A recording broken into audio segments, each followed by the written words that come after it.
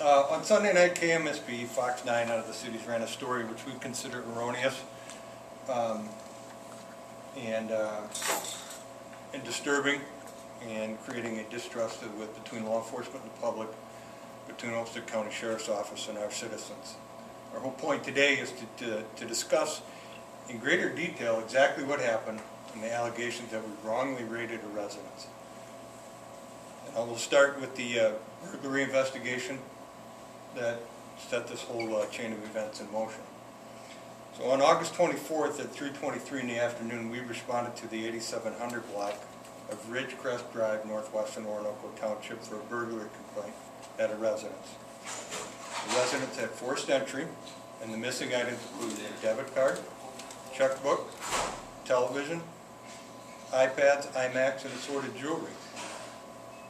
While checking the area after the residence was secured, our deputies spoke with a neighbor that reported a white male in his late 20s to early 30s, approximately 5'10", with short, buzzed, blonde, dirty hair in the neighborhood, and he was seen there about 1:30 in the afternoon. We also learned that an SUV-style vehicle, unknown in color, was also seen in the neighborhood during the time frame of the burglary. At 8:29 on the night of the 24th, we learned that one of the stolen debit cards was used at a convenience store in the city of Rochester. We immediately responded to that store, where we met with the store workers who informed us that they did not have the capability to manage or run the video system. They informed us that the manager would be on duty at 6 o'clock the following morning, at which time we would go up and obtain the surveillance video of the person that used the stolen debit card. At 9:54 on the night of the 24th, we were notified by the victim that she had discovered one of her stolen computers as being shown at the address of 622 13th Avenue Southeast. This was discovered using a tracking application that was on her computer. Deputies responded to that vicinity and they began surveillance of the residence. At that time, we saw a silver Dodge Durango parked in the driveway, 622 13th Avenue Southeast. Knowing the likelihood of obtaining a nightcap search warrant is minimal for stolen property, we decided to conduct surveillance through the night until we could obtain pictures of the suspect that used the stolen debit card. And just for your information, a nightcap search warrant allows us to search a residence or a property in the hours from 10 o'clock at night until 8 in the morning, obviously when most people are sleeping.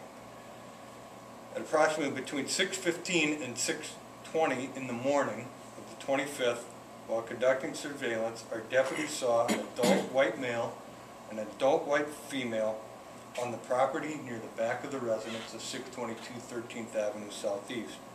Both parties were carrying backpacks, which obviously led us to believe that this was suspicious activity. We immediately contacted those two people.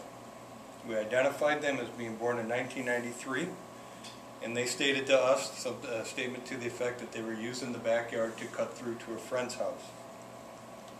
Our deputies had no legal reason to detain them any further, but they felt that their behavior was suspicious. And one of our deputies had reason to believe that both parties showed behavior that was consistent with narcotic use. And while our deputies were dealing with the male and female in the backyard, they saw someone look out the window of 622 13th Avenue Southeast. Thus, those people inside the residence would have reason to believe that they know we're out there. Our deputies felt that with all the information that was presented to them, that it would be the best possible course for action would be to secure the residence to prevent the destruction of any of the stolen property that may be in there. At approximately 6:40 hours, we approached the residence, knocked on the door, and loudly announced Sheriff's Office to make sure that the people knew that it was law enforcement outside their residence. The deputies were met at the door by the occupants of the residence. We explained the nature and the reason why we were at the residence, and that we wanted to secure the residence prior to ensure getting a search warrant. So the whole point was to make sure that the residence was secure, that no evidence was destroyed if it was in that residence, and make sure that everything was done safely. It should be noted that we were let into the residence by the occupants. We did not force our way in any way, shape, or form. While speaking with the residents, they informed us that a possible suspect would live up the street at 605 13th Avenue Southeast. At nearly the same time when we were talking with the occupants of 622, we were able to obtain the pictures from the convenience store, which we recognized the suspect as Todd Black. We also knew that he lived at 605 13th Avenue Southeast. This information was confirmed by the occupants of 622 13th Avenue Southeast.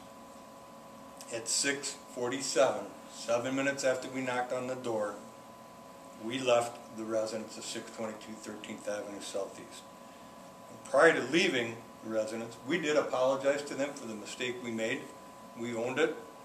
In addition, that we knew that there were children there, and we provided them with junior deputy stickers as a sign of goodwill.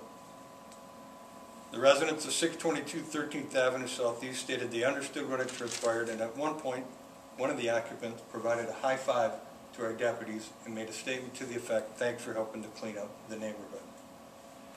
For the record, our deputies never went hands-on with any of the occupants of 622 13th Avenue Southeast. We did not force our way into that residence. We were invited in. We did not deny anyone the use of a bathroom. We have absolutely no information to indicate that anybody, namely a child, was asked to use the bathroom. And to top it all off, we feel the use of the term raided by the Twin Cities media outlet is extremely inappropriate and does not reflect what occurred in this situation. With that, I'll take a few questions about what I can. Now, keep in mind, this is still an active investigation with Mr. Black and any other suspects that would be there, but we felt it was important to put out our side of this story, which was not done on Sunday night. In that story, I hate to cite it, but the resident of 622 said, "Well, I want to see the warrant that they had," and claims that he was demanding that from you. Have you spoken to him since that story aired? And if so, what has transpired? The chief deputy spoke with him yesterday, late yesterday afternoon. It was a cordial conversation. The chief deputy explained to him why there was no search warrant for the residence. We were securing it to get one based upon the information we had. If we hadn't had the people walking through the backyard to raise our level of suspicion, this would have been a non-factor, because we would have quickly identified Todd Black and we would have changed our focus to that residence. Now, it should be noted that one of the stolen computers was located in an SUV, a Chevy SUV that was parked near the residence of 622 13th Avenue Southeast, but that was well after the search warrant was executed. Is that why it hit them? That's why it hit them. And when you say you're securing the residence until you're able to get a search warrant, what exactly do you guys do to secure it when you don't have a search warrant yet? What we do is we go in and we ask the occupants to come forward. We walk through, make sure that there's no other people or dangerous items in there, and we explain to them why we're there. And we do basically detain them. They are free to leave if they want, but securing a residence prior to issuance of a search warrant is fairly common, especially when you have small items of evidence such as checks, jewelry, debit cards that can be destroyed, flushed down the toilet, burned, all that stuff that you want to recover as evidence in order to get a successful burglary charge and conviction.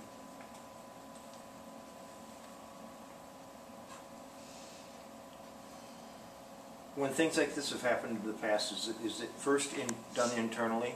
Do you guys do your due diligence with your guys on the scene? Certainly go over what we learned with it. Certainly. Yeah. Yep, we do. We do that almost every day, and everything from a large investigation to a small investigation. On large-scale investigations, we bring everybody together and do debrief. On smaller ones, we talk about it on a daily basis in our roll call briefings amongst our patrol shifts and our investigation shift. As far as the Sunday night at 5:30 attempt to get a hold of you guys, any comment on that? The only comment was that I would make is I don't understand the urgency to run the story at 9 o'clock on Sunday night. I was informed at 5:30 in a phone call from our patrol sergeant that they were here.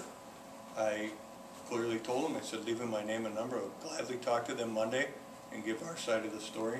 Whatever reason, the story was run without our side. And we feel that was very unfair to us. Have you spoken with KSTP? The sheriff has, and I'll leave that with him. I will refer to our Facebook, Olmsted County Sheriff's Office Facebook page for a response directly from the sheriff.